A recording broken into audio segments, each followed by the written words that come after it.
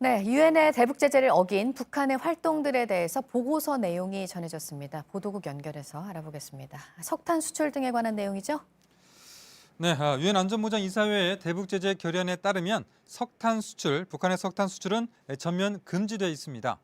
그런데 안보리 산하 대북 제재 위원회 보고서 초안을 로이터 통신이 입수해서 보도한 내용에 따르면 북한이 지난해 1월부터 8월까지 이 8개월 동안 370만 톤의 석탄을 수출했다면서 이는 3억 7천만 달러 상당으로 추정된다고 밝혔습니다. 우리 돈으로는 4천억 원이 넘는 돈인데요.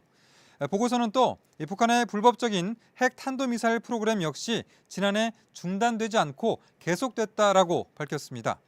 북한이 불법적인 외부 조달을 통해서 일부 부품과 기술을 확보했다고 지적했습니다.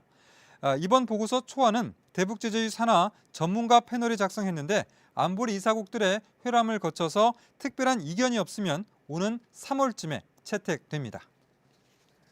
네, 신종 코로나 바이러스 확산을 막기 위해서 이 불법 체류자들에 대한 관리도 이루어져야 한다는 지적이 나왔었습니다. 서울에 신고센터가 마련이 됐네요. 네, 서울시는 그 외국인 지원 시설인 서남권 글로벌 센터를 신종 코로나 바이러스 임시 신고센터로 지정했습니다.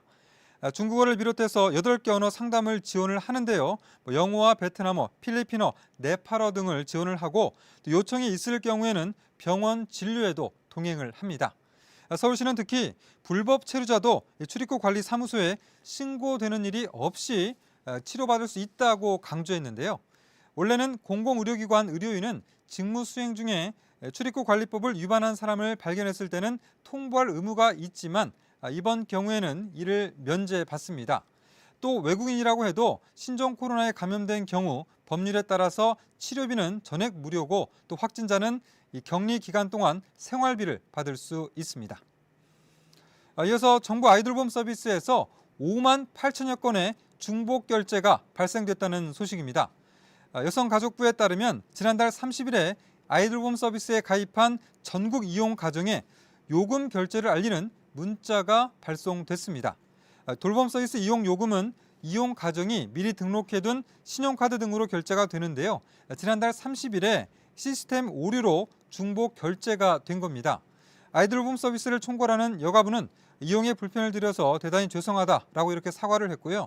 중복 결제 요금은 지난 6일까지 여러 차례에 걸쳐서 모두 취소되고 또 환불했다라고 해명했습니다. 지금까지 아침 엔 지금 JTBC 이재승입니다.